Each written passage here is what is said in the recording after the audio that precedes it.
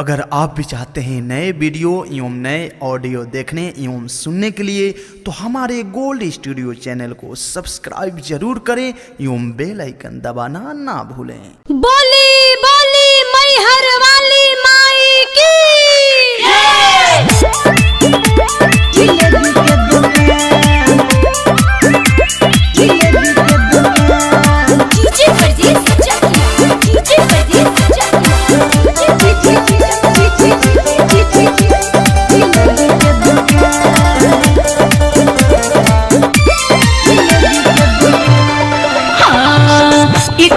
जानू हम तो भूखल बानी जाइला मेला हम तो रुसल बानी हाँ हाँ एकम से जानू हम तो भूखल बानी जाइला मेला हम तो रुसल बानी मिलम ना खोरे बटे ढेर सारा काम मिलम ना खोरे बटे ढेर सारा काम रानी मेला में ओइ हो जब हो जाई ओही जब बाटे मोर जिलेबी के दुकान में हमारा से ओइ हो जब हो जाई मेला में बाटे मोर जिलेबी के दुकान। अच्छा जिलेबी के दुकान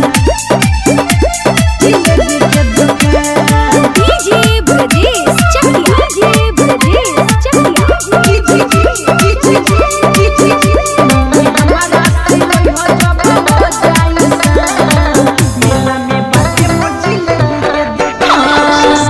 अपना सखी लोग के साथ में पूजा के थाली हम सजाइले मीनू को तोहरा से कोई से ये लो भरे भाभी के संगे हो आइले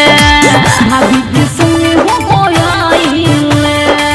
बात करब तो से मिनट पर फिर मोबाइल करा ले बहो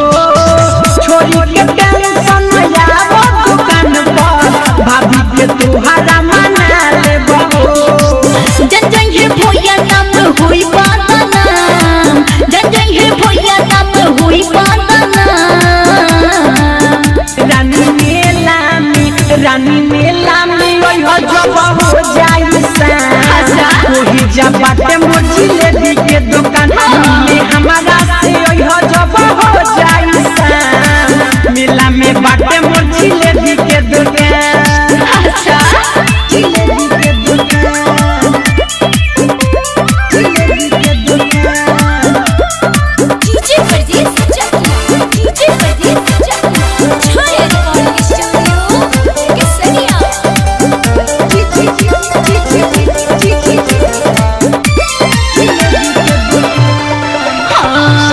मेला घूमेला भैया कोइले बमाना पापा जी रोज समझाइले बउआ के हमारा जुमन चनच ओही जो संडे बजाइले ओही जो संडे बजाइले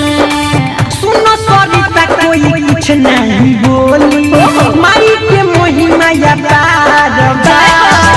डीजे बरोज सब भोला धनंजय सब लोग साथे हमारबा गुडू गराती हमर बतिया लो मान सुनो रंगीला हमर बतिया लो मान